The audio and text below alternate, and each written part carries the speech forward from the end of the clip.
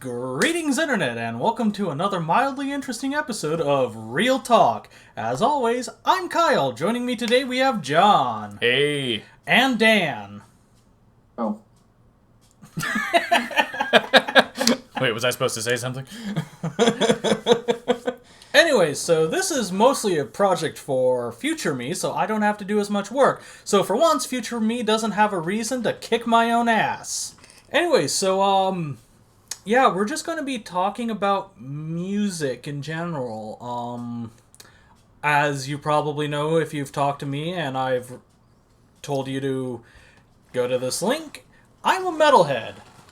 No, really? Hadn't guessed. Dan is also a metalhead. Yep. Also listened to a lot of medieval music lately. There you go.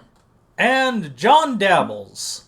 I mean, I don't know, I think I'd probably classify myself more as a rivet head, but metal is always good music. I like a lot of that stuff. Anyways, so yeah, we're just going to do a recommend music based off of genre. And what I've got to say about genre is it's a spectrum. There's no hard line for where one truly starts and one truly ends. So, you know, there are going to be things that probably could be better done in another section, but really, we don't care. No. We're just trying to give some advice on bands to check out, and you can spread out from there and try to figure out what you like. And we're also trying to give a very buckshot style, you know, just a bunch of different stuff that could be classified as the same genre, but it all sounds very different. So you get a very good feel of what a genre could potentially offer you. Mm-hmm. That being said, we also have a lot of genres that we'd love to cover, but maybe one or two of us listens to 3 bands in that genre.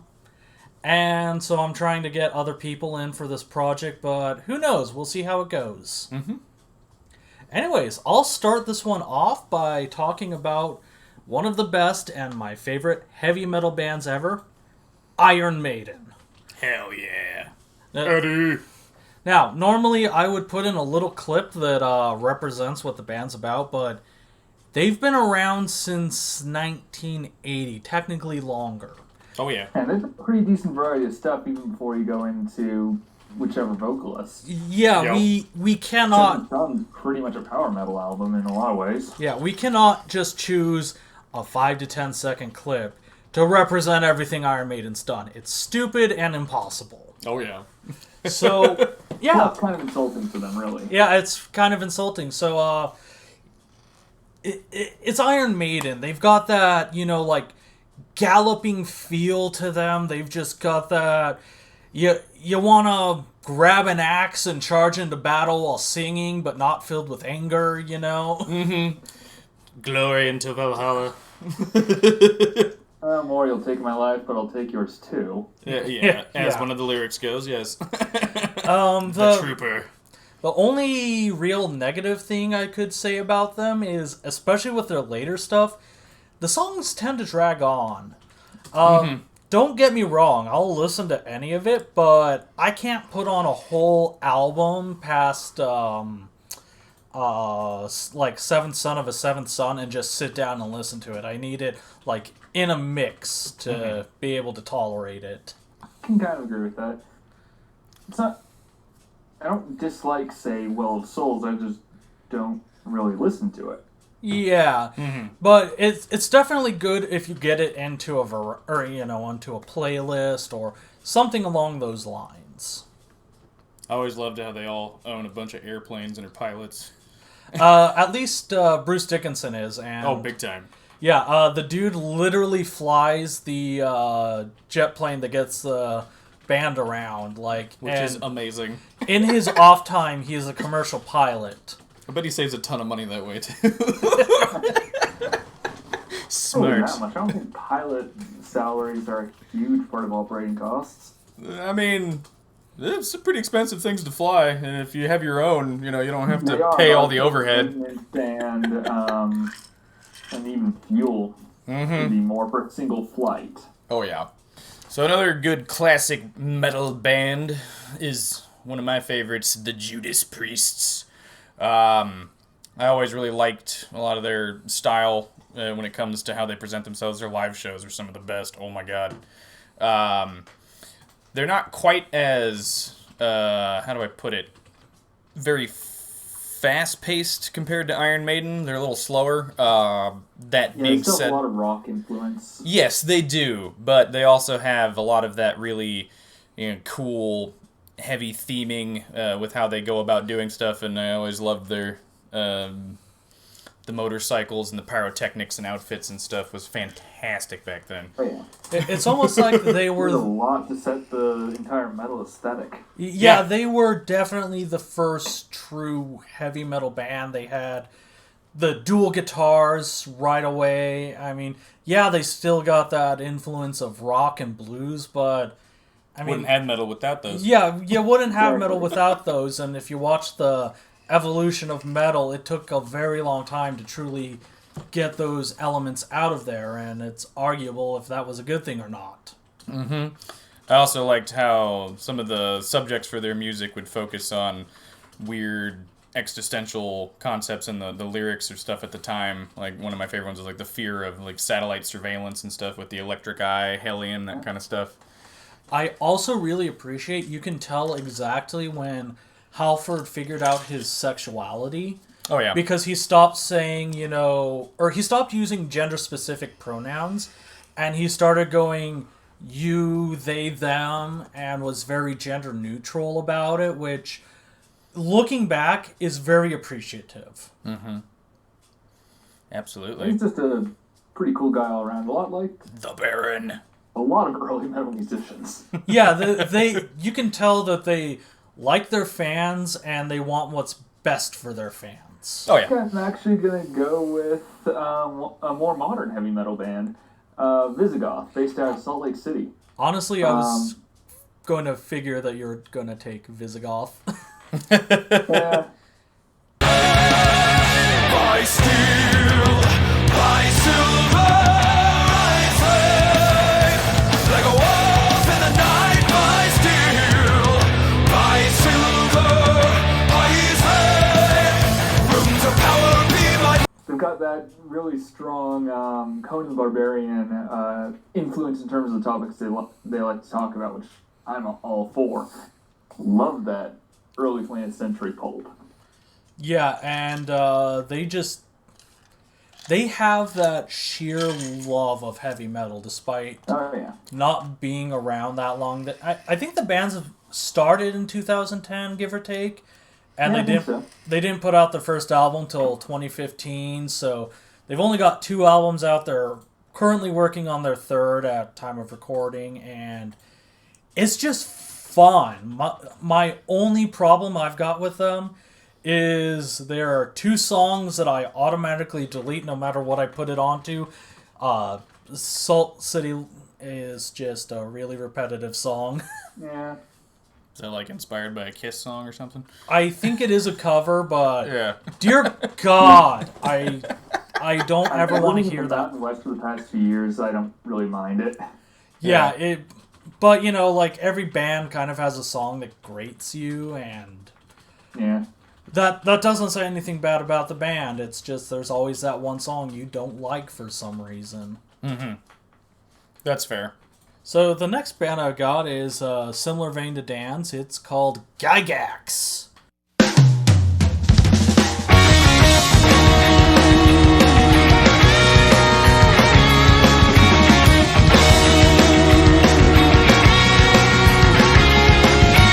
They are relatively new. They are named after Gary Gygax, the creator of Dungeons and Dragons. So Nice. they're fucking nerds. Their album covers are dice, the standard adventuring party versus elemental lords. They're just always, that upbeat, like, yeah, I'm gonna go just play some D&D and I'm gonna roleplay my barbarian so fucking hard.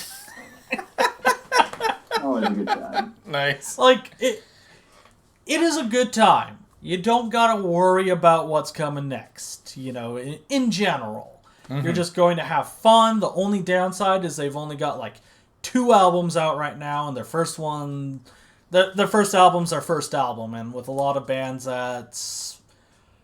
it's don't get me wrong, it's good, but it's nowhere near as good as their second, in my opinion. Usually, most people prefer the first albums from bands. I'm that guy who kind of likes their later stuff because you can see the evolution of stuff and where they came from. Though Yeah. there are some bands that obviously are the other way around. Where they Metallica? I was about to say it if you didn't. Although there's a few Metallica albums and later stuff that I kind of like. Stuff that's questionable. Yeah, like there's one of the newer albums. I guess not really new anymore, but the one that they got the most flack for that I always kind of liked some of the feel and sound to was Saint Anger. But that's usually the one everyone hates the most. I never even listened to Saint Anger. I just kind of avoided it because there was so much flack about it. Yeah, kind of ruined it before you even got it. Song from it once. There's a few songs on there that was kind of cool. Yeah, it was very different though. There's a total style change up for him. It's still metal, but yeah, and if there's anything that's universal about more fringe interests, including metal, it's people don't like different until they get used to it. that is also correct. Yes, but that was more along the lines of the kind of album where they were like, "We just want to make this. We're already successful. We don't care if the fans like it or buy it. We're just gonna make it because we want to." And then they did. Yeah, which cool for them. Basically, yeah. If you get to that point where you have the option to do that, go ahead. And the one thing I'll say for Yeah, Metallica, they don't owe the fans. They don't owe people anything really. Yeah. Metallica. So many people say they sold out. I don't agree with that statement. They Why? So selling out implies that you took a shit ton of money to do something that someone else wanted you to do. Metallica just always kept doing what they wanted to do, regardless of what anyone else wanted them to do. Yeah.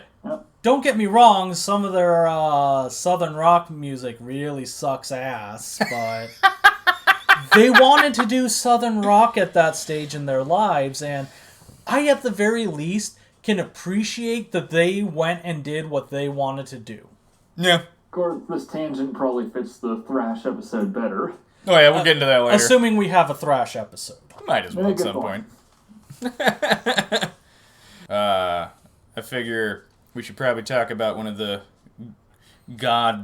grandfather of metal, Mr. Ozzy Osbourne. Can't get too much into this topic without bringing him up. And that it covers both like Black Sabbath and his solo work. The entire discography of what he's done, I'll say. Yeah, exactly. And We could break down every band he's been involved with, but let's just put the general statement of Ozzy motherfucking Osbourne. yeah, basically. Sabbath more with Doom, but who knows? Yeah, I always really loved his, back with Black Sabbath, some of the work might not have been as intricate, but, it had a lot of complexity to it, and there was just great sounds with the guitar, but I really loved when he got into his own solo work and Randy Rhoads, the guitar player, was there, because some of those guitar riffs are just legendary, so good. I wish he would have lived long enough to continue with the band and still be around today and make stuff. Though, that being said, the original guitar player for Black Sabbath has, in the recent years, come out with some really interesting work, as they've been making some kind of new stuff with Ozzy as they come back together and do some tours and whatnot. Anyways. Yeah, I mean, there's... again, this is a band we can't really just put a clip to because it's so much it'll do a disservice, but he is just such an interesting person. Like, you really do get a feel for the things he's gone through in life through his music. Not even listening to the lyrics, just the music speaks for him, Yeah. Oh, yeah. He's definitely done some crazy shit in his life. They told me to wear a fancy pompadour hat. I heard bite the head off a bat. It was a flying Twinkie. One of the things I also really love... No, it was a bat when he did the head off. No, he didn't. It was way too high. He thought it was a prop. Because who the fuck throws a bat on stage? You wouldn't really expect the bat to let you. Right? The other thing I always find interesting about Ozzy is through a lot of his music, you know, you got a lot of flack for, you know, they call him like the Prince of Darkness and all this stuff, and you know the controversy over songs like Suicide Solution, but like most of his music is very like hopeful. It has kind of, you know, more of a positive outlook to it in a lot of the lyrics, especially in his later work as he progressed on. But he, you know, he always had a fascination with all things dark and dire. So, and you know, he's always worn a cross. Oh yeah, absolutely. Like, he's very religious. It's not so much that he's very religious, but the cross is he considers it a lucky charm to himself. Yeah, well, that's, you know, And, you one know, of his like, major symbols. and you know, he's one of those like, I don't like organized religion, but you do you. Yeah. Just don't tell me what to do. Yeah. Which, Yep. as anyone who gets into metal can completely sympathize with. Yeah, big time. Yep. The other thing that's really funny about him is you can't understand a word he says when he's talking, but you put him in front of a microphone, he starts singing, and suddenly he becomes crystal clear.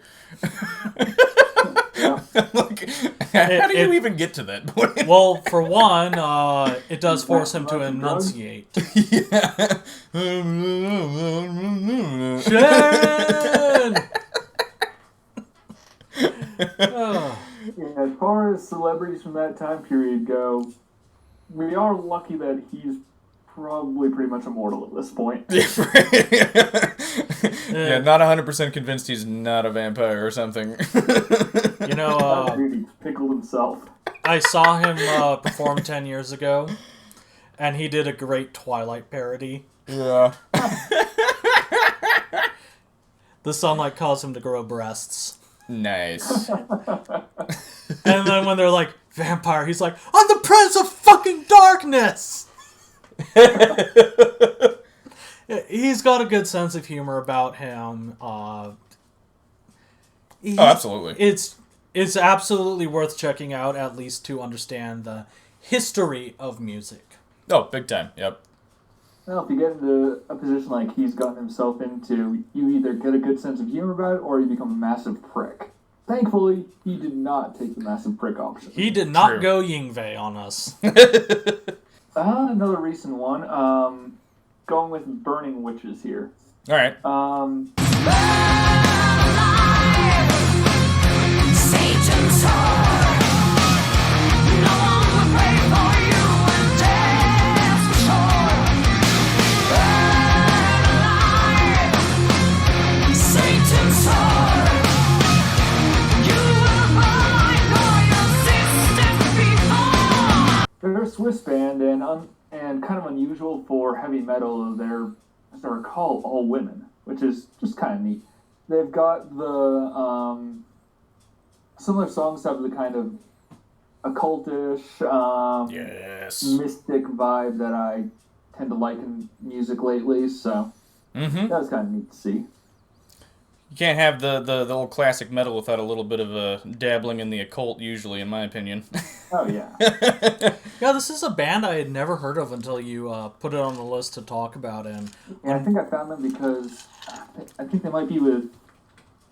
I think it was Napalm Records. It was them or Nuclear Blast, and it was just on my YouTube recommendations for one of their music videos. Napalm makes some pretty good stuff.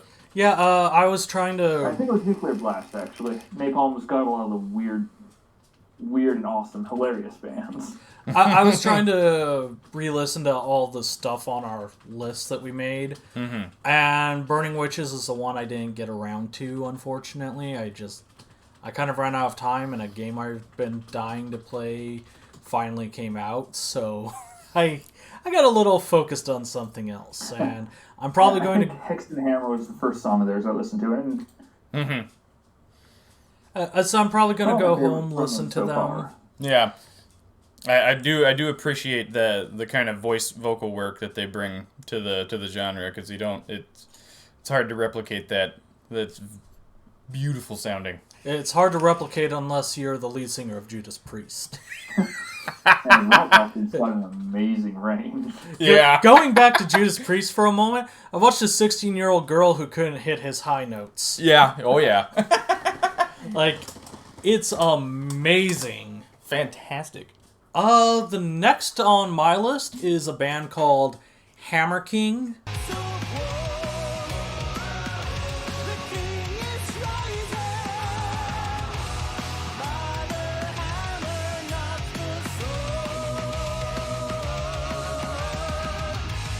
They're very on the fence of being power metal, and I could have saved them for that list, but I figured... If the name involves hammer, it's almost certainly power metal. Yes. But they definitely just have that kind of... Like, every song is for king and country, but our country is fictional, so it's okay. And yeah, they're just... Fuck all the real countries. Yeah, it's just fun, and everything somehow involves hammers and kings. And yeah, it's a little predictable, but on the other hand, it's fun. And that's what people forget when they get into the more aggressive metal, is they forget the sense of fun. Kind of like junk food in a way, but like really good quality junk food. It's just, you just want it and it makes you feel good. I mean, I always say Dragon Force is the McDonald's of metal. I don't know if I give Dragon Force that much credit. No, it's cheap, fast, and you want something better afterwards. Maybe the Taco Bell.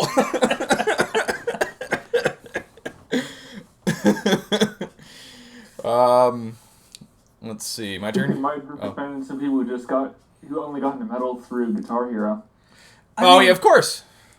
Hey, it doesn't matter what route you took to get into it, as long as you got into it. Yeah. Oh yeah, definitely. Mm-hmm.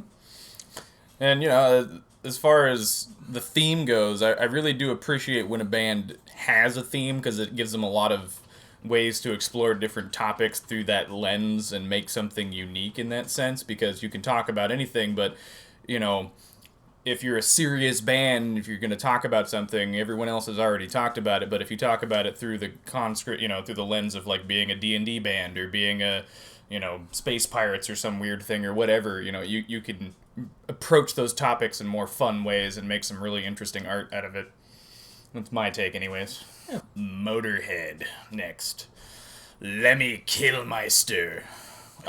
Props on having the name Killmeister. Fuck yeah. And getting into metal. Yeah.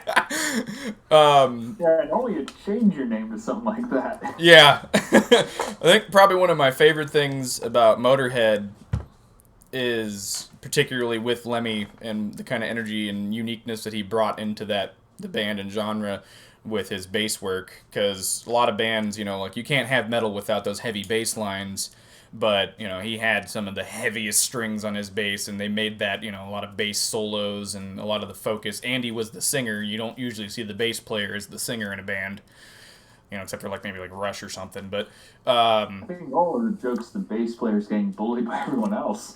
Yeah, usually. And so that kind of unique sound was really interesting to hear.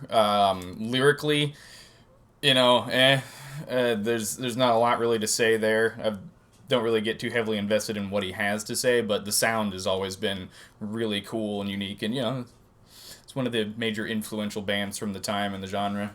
And something that I've always found fascinating is, even in the 70s, the dude sounded like he smoked 10 packs a day. Well, maybe it's amazing he made it as long as he did. Yeah, I was gonna say. And they definitely have the blues influence in them. Like they have. Oh, big time, yeah. Yeah, and as I've said, there's nothing wrong with having blues influence. Well, no, I mean, I think originally back in the day, that's how they defined metal. Yeah. Metal was just rock, but you took the blues influence and slowed the tempo down and made it heavy. Yeah. A little extra, More distortion, and boom, there you go. Yep, Yeah. and boom, we got metal, baby. All right, Dan, what you got next? Gonna go back to the classics for a moment. Dio, of course. Yes, Dio. You thought it was someone modern, but it was Dio. Hell yeah. He's got some really iconic pieces. Oh, big time. I mean, Holy Diver's music video alone is so Conan the Barbarian. I love it. Well, yeah, and that was, if I'm not mistaken, one of the one of the earliest music videos really made. You can definitely tell. It wasn't just the band playing music with psychedelic things in the background. It was telling a story, you know. Yeah, and back to kind of like the influence talking about like the D&D stuff and all that. It kind of goes into that, you know, mythical monsters and creatures and magic kind of thing that's always been around in a lot of metal music, which I love. And the thing I have to say about Dio is the man is a painter. His canvas is your mind. Mm-hmm. You don't need to do drugs, but just sit with your eyes closed listening to this man. And You'll get close. he describes things in such a way, like, close your eyes, you're blind to see. You know, like, just those things that somehow make sense and you just... It's so fascinating, and if I did drugs, I would do it while listening to Dio. See the rainbow in the dark. He had a really great vocal range too. That's and just the sheer volume of his voice was incredibly impressive. Also, one of the nicest guys in music. Oh yeah, big time. Like, he always went out of his way to make time for people. Mm-hmm. Okay, yeah, and I think the other thing I'll say is he also was a member of Black Sabbath for a while, if people don't know that. You know, not just his own solo work. And so there's a lot of good crossover there with that band and that instrumental style mixed with his vocals, which is really good to listen to. Personally, as well. I think the era of Black Sabbath where Dio was their singer was their strongest era. Don't get me wrong. I love the era where Ozzy was singer because it got everything established, but Dio took it to a certain level and they never quite reached that level again. Yeah. I mean, there's something to be said about, you know, when Ozzy was with Black Sabbath, he might have been on a bit too many drugs. So with Black Sabbath, they... More just evened out and it was just a baseline level of drugs. They refused to let him do anything but sing along with the guitar because they didn't think he was capable of processing anything. Yep. Which is unfortunate, but it also did create a style. Yeah. Which I can appreciate. Mm-hmm.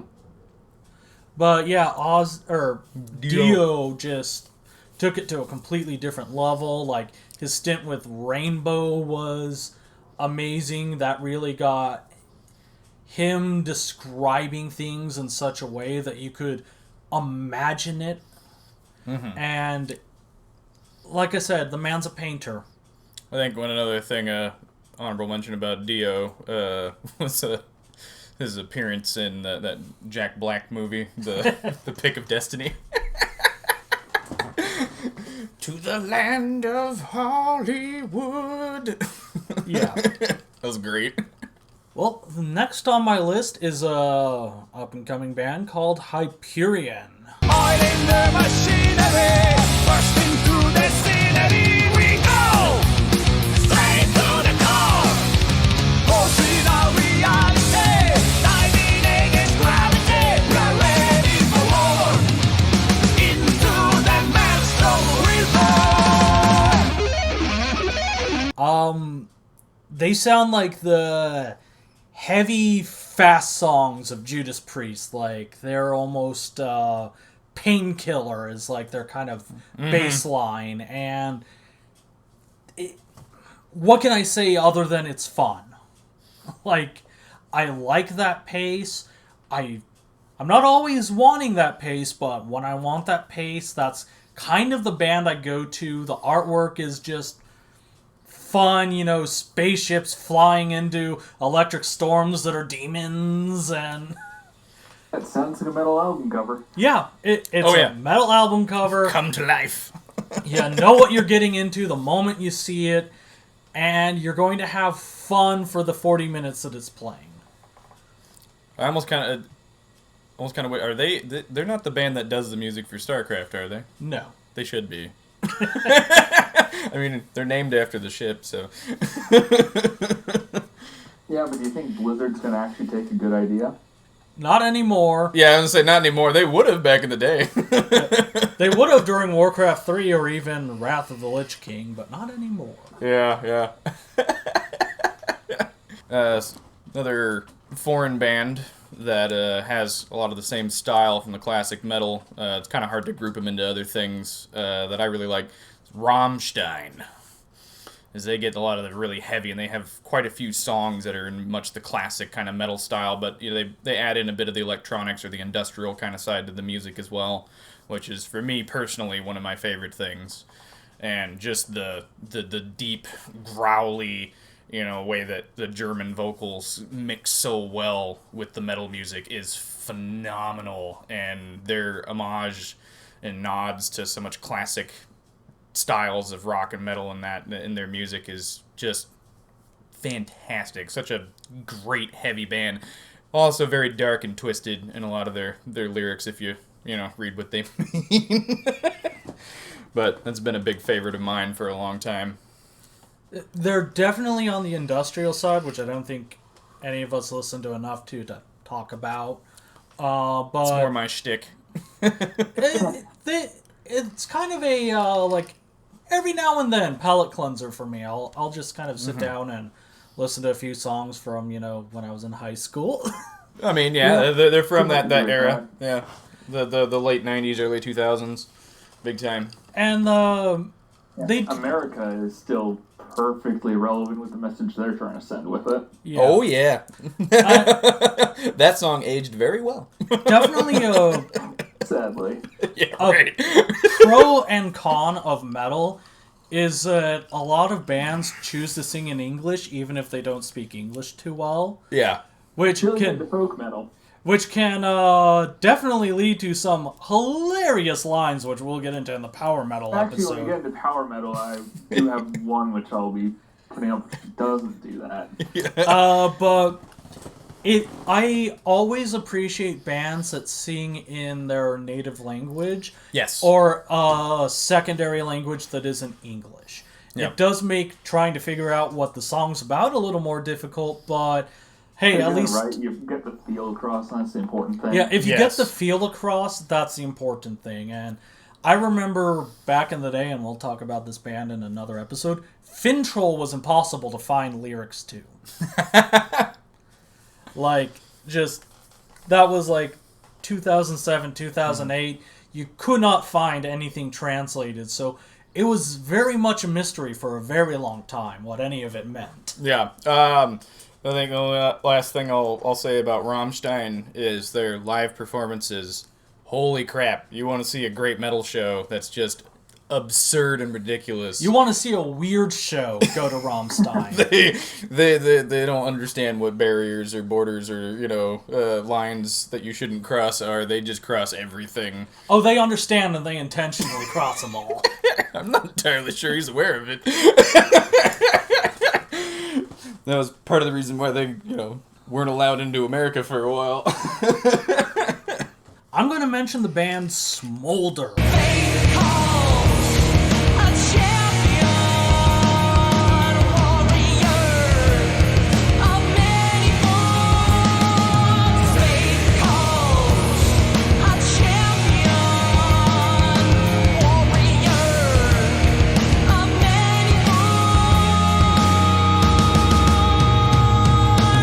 Okay. So they're definitely borderline doom. Mm-hmm. But Sarah, she's an amazing singer. They definitely get that low fantasy feel to it, like, you know, warrior queen who has decided that everyone's going to die, but it's still kind of fun. Like, one of the choruses is, "I'll sell my soul to the highest bidder." You know, like that, like, oh no, she's not fucking around. Yeah. You know, like, definite. You listen to that and you want to go become a mercenary, take your sword or axe and just go like, yeah, sign me up, man. Yeah. For some honorable mentions as far as some artists that were around and were a part of the old metal scene, but I don't know that they quite deserve to be genreified as metal. because they did a lot of other music that wasn't really, as more like rock. They had a few metal songs, but they were influential at the time. I would probably bring up artists like Sammy Hagar and Don Felder. Sammy Hagar, lyrically and in his shows, was very much, like headbangers and leather and that kind of stuff. And I think you could put him as sort of a proto-metal or yeah, metal adjacent. yeah, and they didn't really have definitely more on the heavy metal side of the metal adjacent Yeah. music. Yeah, and they didn't quite have like the bass lines and stuff, and the drums that would make them quite as metal as I would like them to be. But the guitar work and the lyrics definitely. Don Felder did have some of the bass work in there, but it was a lot slower. It was very slow, heavy kind of stuff. But it's still, it was influential a lot in some of the music that's made nowadays and where metal came from. So I feel like you gotta at least give him a nod. You also have some bands which are really more on the hard rock side, but still get classified by some people as heavy metal, like Disturbed. It would be kind of unfair not to at least give them some mention. They're definitely a gateway band into metal. Mm-hmm. Oh, yeah. Nothing wrong with that. I'll admit I did listen to them when I was a teenager. Well, their early albums are very metal, but that's more new metal. That's not quite the same kind of metal we're talking about here. Yeah. Yeah. It's definitely... I understand when it's questionable metal because they only have one guitarist, but they do tune their bass to be very, guitar-like. So it's like... Also, fuck anyone that's trying to argue definitively or not whether this fits into a category or not. If you like it, you like it. Mm-hmm. The only thing I'll point out is if the band's racist, at which point... If you stop and think about it and decide you're okay with still listening to it, I'm not going to bring up anything unless you start saying racist shit. So are we all on the fuck a certain neo-Nazi murderer guy? Yes. Yeah. Okay, good. I figure we'll at least talk about him in the black metal episode. Yeah. You got to. You can't talk about it without mentioning him. Yeah, that's for a different episode. But yeah, the last thing on my list is a band called Iron Savior, and honestly, I kind of forgot they existed up until I was going through stuff for this, but they're definitely on that borderline, this and power metal, and they just have that. They have this weird, rich, intricate storyline about Atlantis being, a powerhouse that sent people into space tens of thousands of years ago, and their ancestors their descendants come back and start waging war with Earth, and it's fun, it's heavy, it's catchy, and like I said, borderline power metal, but who the fuck cares? I figured we've got enough to talk about power metal next time. Oh, yeah. You two do. That's going to be a long one. That's going to be a very long episode, and I guarantee if you listen to a quarter of what we recommend there, you're going to have a very long day. Mm-hmm. Hopefully a good time, though. Oh, yeah. I can bring up Pantera. That's another band that was around, in the early days of 80s, mostly. They... some phenomenal instrumental work. Particularly, I'd also put them more in the line of like with Motorhead, with the bass work was a big focus in their songs, and some of the crushing, beating lyrics and how they would bring it out. That you could almost kind of say they did have a bit of the southern influence in them too, kind of mixed in there from kind of the way their music was played, but just great band to just go out and get in a mosh pit and headbang to. But I think that's kind of like the end of the classic metal era, that before it gets into different genres and starts to subdivide and split and evolve and go into various things. But they're one of the bands that I definitely think is worth a listen for. So I got two things to say about Pantera. One is they were so influential, they've been copied so much that they almost sound generic. Yeah, they do now. The other thing, and this is the controversial part, the surviving members are extremely racist and white supremacist. I did bring up the Southern influence, didn't I? Like, Yeah, I guess you're kind of assumed for Southerners from that period. they, like, 5 years ago, one of the surviving members of Pantera was caught chanting white power. Oh, He was yeah. shouting the N-word at people. So, this is one of those, if you're okay with their music and separate it from the artist, good for you. I can't do that because there are members of the band who are alive. Oh yeah. If Yeah, if the like entire Lovecraft, I'll let it pass when they're all dead, I guess. if the entire band was dead, I'd have a lot better time saying good things about them, but still pointing out they were racist pieces of shit I sometimes. mean, yeah, you can absolutely say that. And their music was I also think very. they're more on the thrash side of the aisle anyway. Yeah, that's the beginning of it for sure. Yeah. Them and Metallica kind of really Yeah, they started don't really that. define it to the same degree as Metallica did, but Exactly. Yeah, they still had a lot of the other influences in their music, but yeah, gotta give them at least a mention, not necessarily a like. Yeah, I think that's I think we can call that an episode and wrap it up there. Is there anything either you want to say before we depart? Any parting words?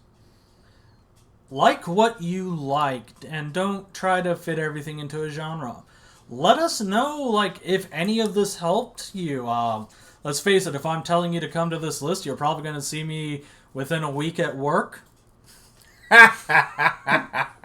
So I'm probably going to have completely forgotten about everything I've said, and I'm not even drinking.